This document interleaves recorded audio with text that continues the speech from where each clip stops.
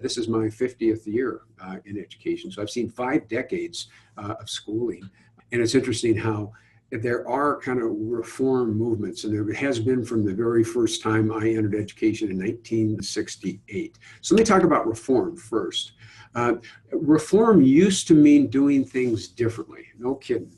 And in some places it still does. By that I mean, we'd say, okay, let's, to make some reform always implied we're trying to make schools better. And so let's try block scheduling. That's the new reform. Great idea, but it didn't create what we wanted. Let's try small schools. Technology, that was going to reform education. Different forms of grading, that was going to reform education. Different ways of teaching mathematics, et cetera, et cetera. Now, I'm not criticizing all those reforms that I mentioned. They were all good, except though they didn't have the systemic impact that everybody was looking for.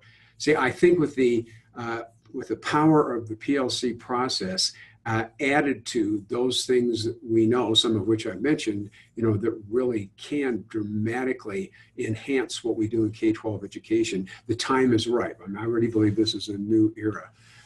So reform used to mean doing things differently. What does it mean now? Well, from a high reliability perspective, I'll explain that term, high reliability. Reform means being accountable for ensuring that what you are doing actually works. Now, the term high reliability comes from the business world. Those organizations that succeed in whatever endeavor they've identified as their focus and last generally operate from a high reliability perspective. The military does. It operates from a high reliability perspective.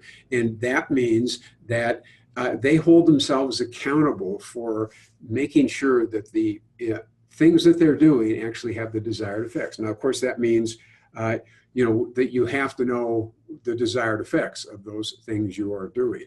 That's a challenge for us because we, K-12 education, we're very used to saying, well, let's bring in this new program, let's bring in this new program, as opposed to also saying, gee, this new initiative, as in the small school movement, what's the desired effect? Let's actually get down to a real concrete description of, because we have smaller schools, what do we think will happen differently? Once you've answered that question, you actually now know what to look for to see if it being the intervention, the initiative you've taken on is actually working. So high reliability perspective just basically says, okay, whatever initiative you're engaged in, be accountable for making sure it's doing what it actually is supposed to do.